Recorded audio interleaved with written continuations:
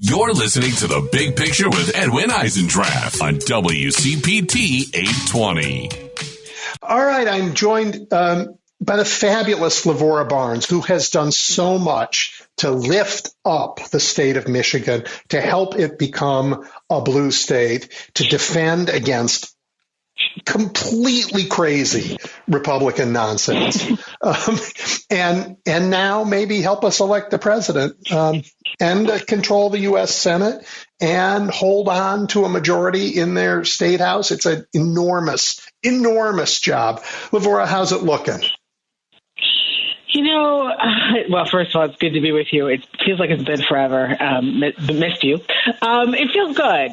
When you are out in the field here in Michigan and you see the enthusiasm, you see the hard work that our candidates and our volunteers are doing, it's heartening, it's exciting, and it feels really good. I was worried. I think a lot of us were worried that boost of enthusiasm we got when the vice president took the helm at the top of our ticket would wane, and instead it's grown. I think somebody told me that we've had over 100,000 people reach out to volunteer since she became the top of the ticket, which is an enormous number. Hard to even imagine that many folks stepping into making phone calls and doing doors and such here in Michigan, but it's happening, and I'm honored by the enthusiasm that the people have and by the terrific organization we've put together to manage it all. Yeah. But prior to our conversation right now, the two that preceded this were Anderson Clayton in North Carolina and Ben Wickler in Wisconsin. And what you guys have done by creating what you first talked to me about and taught me about were these on-ramps so that anybody who has an interest in getting involved can get involved, getting people out of their homes, out of the despair of reading their social media, and showing them how they can make their community stronger. And you got hundreds of thousands of volunteers. You got 100,000 there, 100,000 in North Carolina, 100,000 in Wisconsin. And these are people volunteering their time. It adds up to an enormous movement of Americans. It is, and it is so much better than wringing your hands. Our governor says, stop wringing your hands and roll up your sleeves. It is so much better, and I think it's better, frankly, for all of us mentally and emotionally to as Michelle Obama would say, to do something rather than just doom scrolling and worrying about it. Go out there and impact the outcome.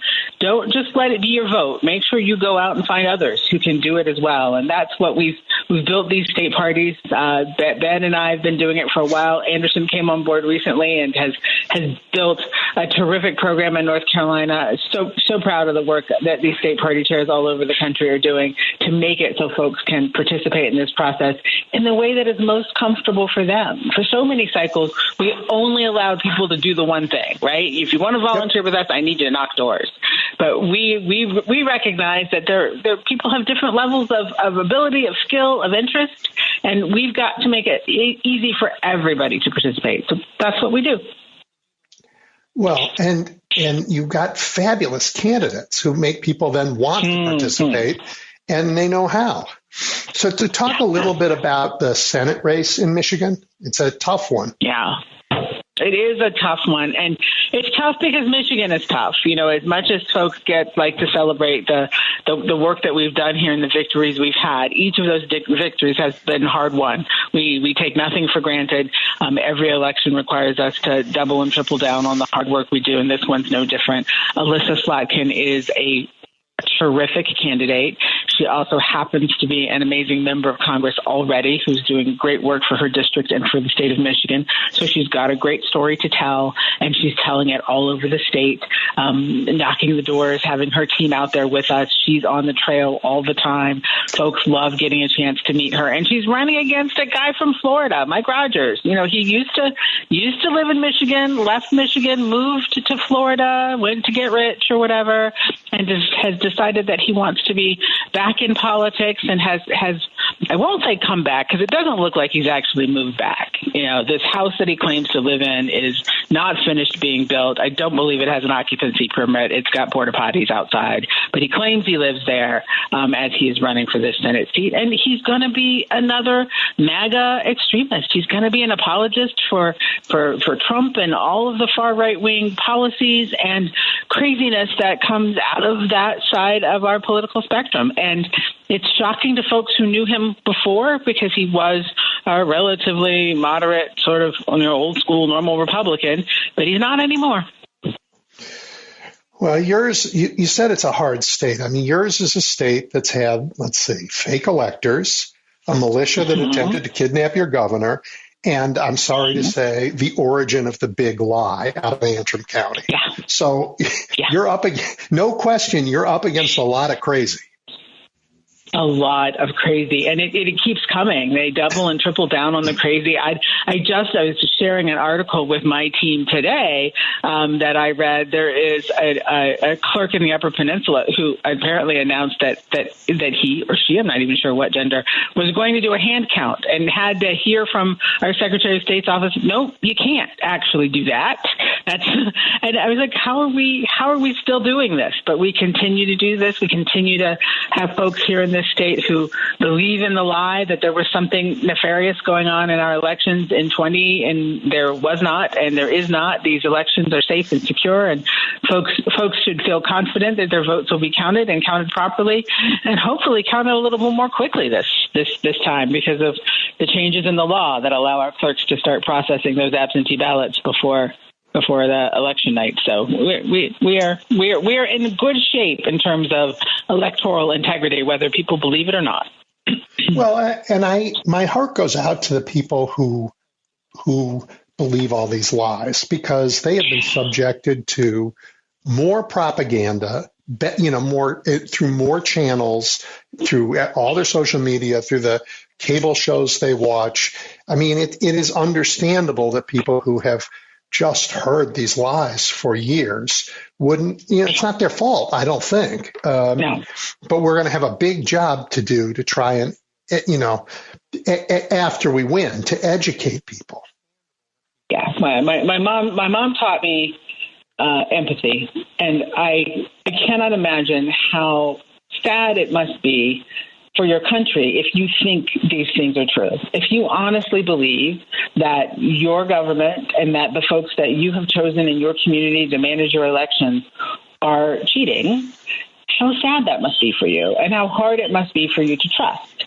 And that's what Donald Trump has done to people in this country. And it is going to be a lot of work for us to come back from that. And I think, Joe Biden started the healing with the way that he has been managing his presidency and running the country. And I honestly think that President Harris will continue that healing.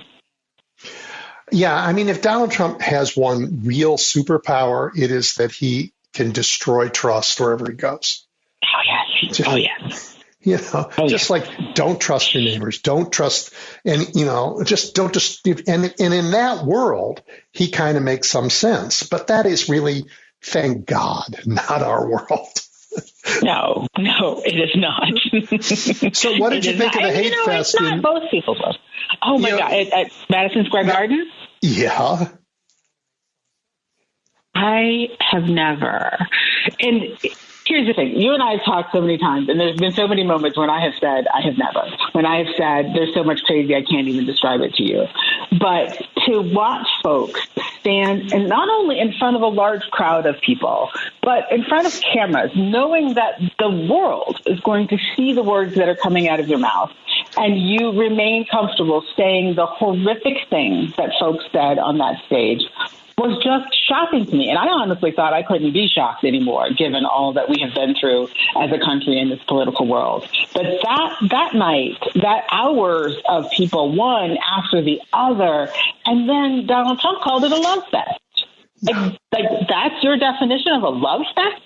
Maybe because you think everybody in that space loves you, but the hate that was shown to everyone who was not inside that room was horrible, and not at all what any of us who believe in this country and believe in our democracy, not what any of us believe about other people. ever. It's so shocking to me.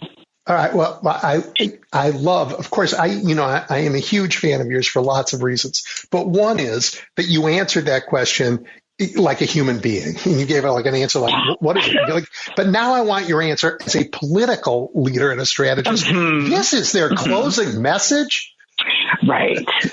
No, and this is, as I understand so they're trying to triple down on what they think young white men want to hear. That's what I'm hearing here, right? They think young men want to hear this sort of, I don't believe that to be true. I cannot believe that this is how they've decided to close it out. And the contrast between how they have decided to close this out and how Kamala Harris stood there with the White House in the background, reminding us all that she's going to be the president for everyone.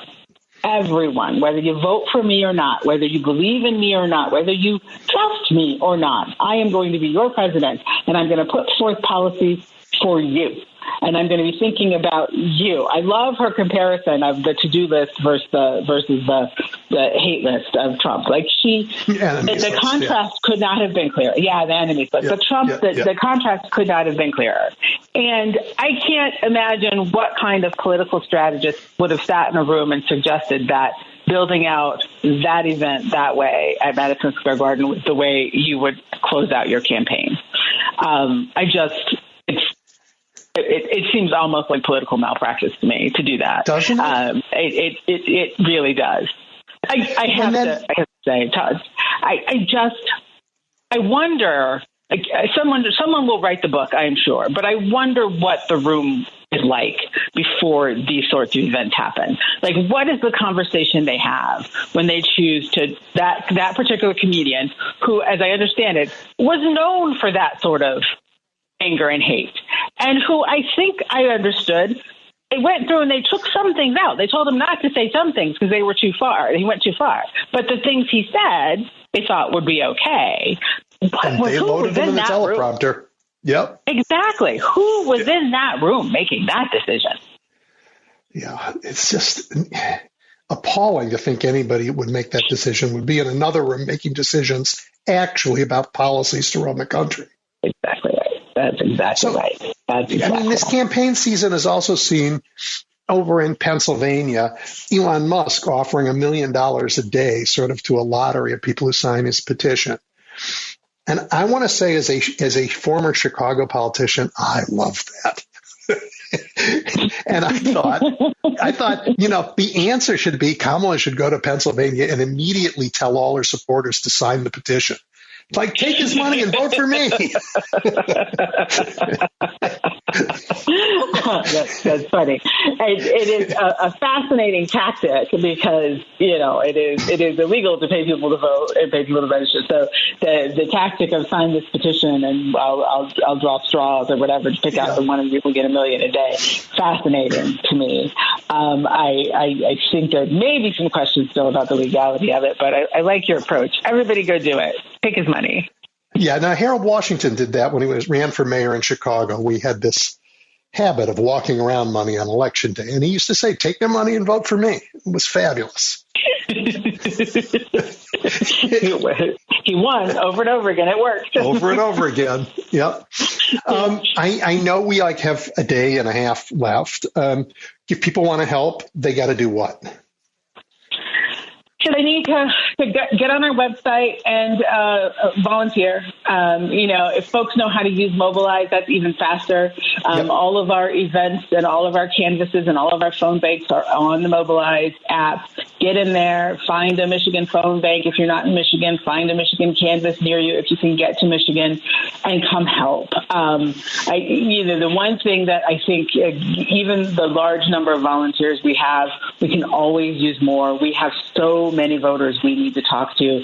We love how our early vote numbers are going. It's strong, but there are still a large number of folks who are going to participate on Election Day or between now and Election Day, and we need them all to turn out for Harris. Yep. So as much time as folks can devote to stepping up to help us make phone calls, text messages, any of that, we love it. Please come help.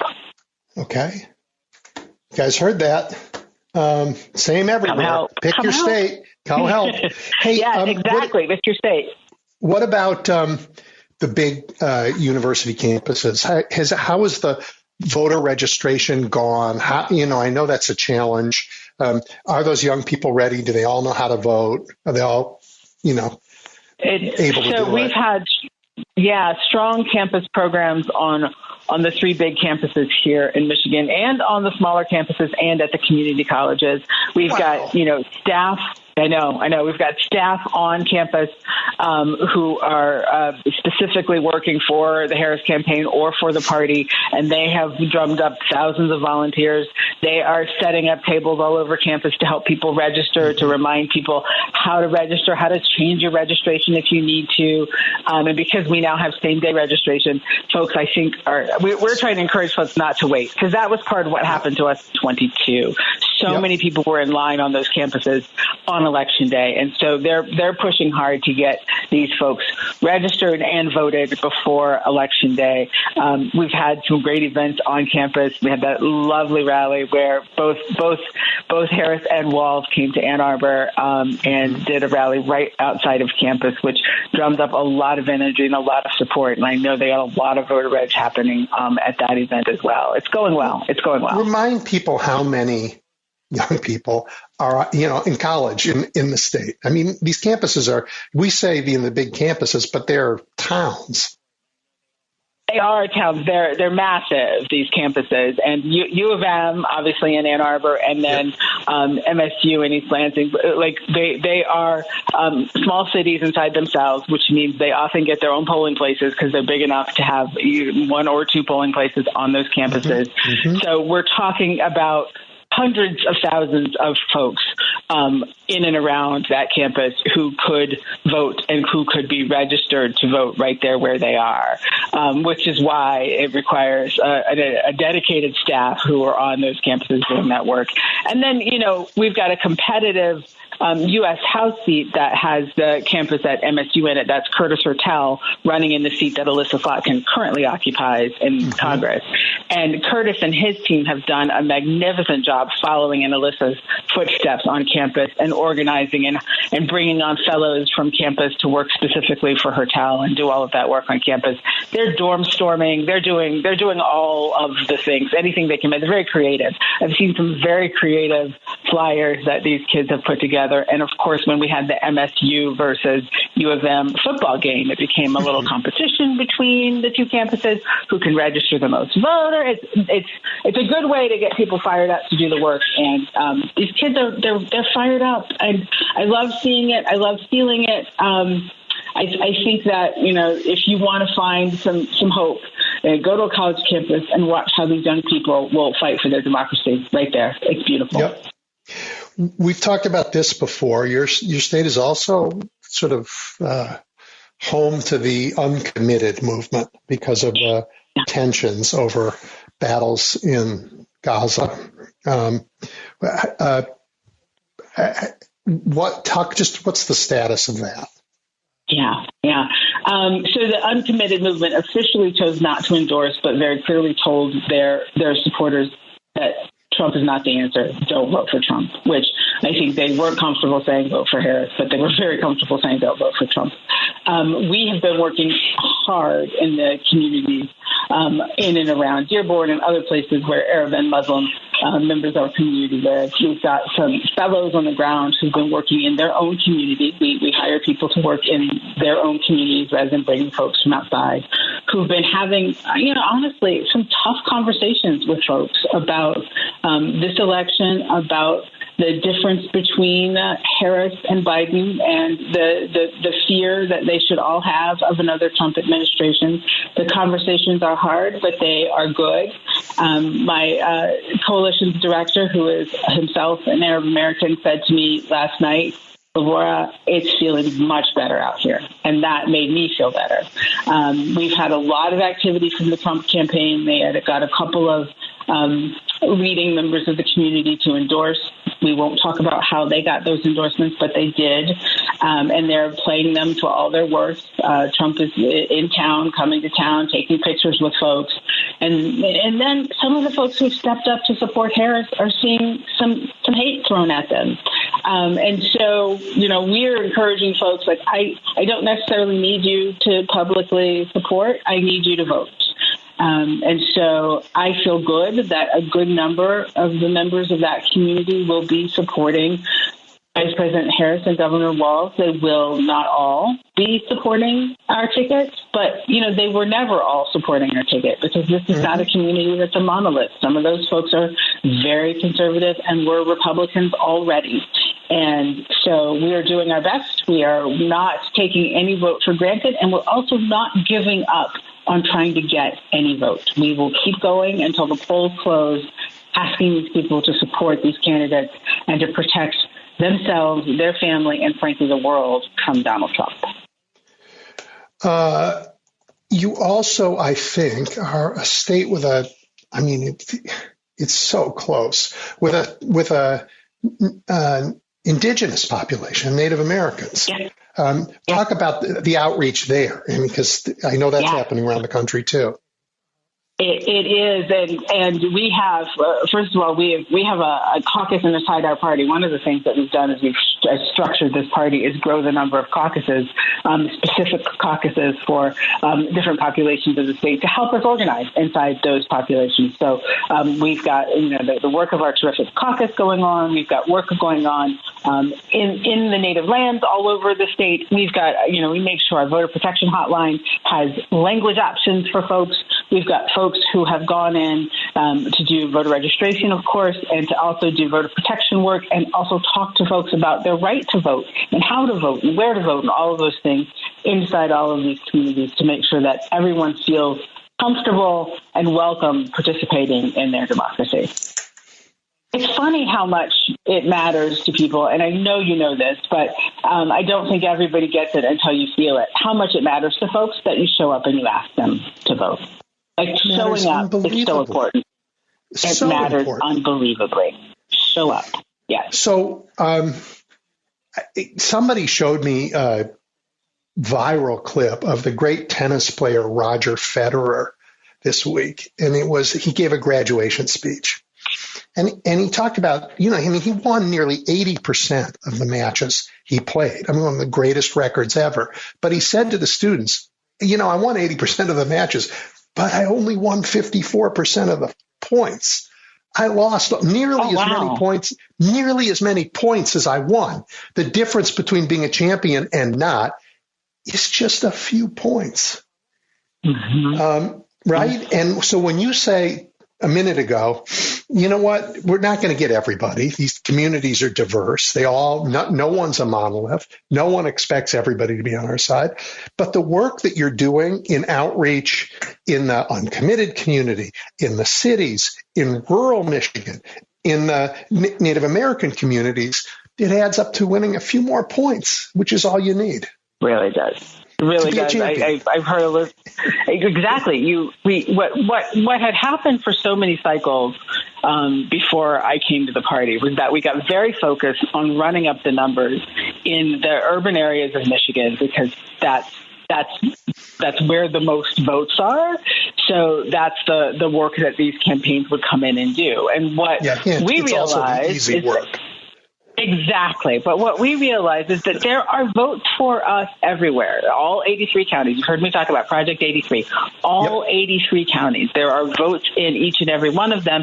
Each of those folks needs to hear from us and hear why it's important that they participate. And when you lose by less in those red areas of the state, it helps the overall. It helps the big ticket. It helps the folks locally feel like they've got a shot at taking back a county commission, at taking back a city council, by taking a drain commissioner seat.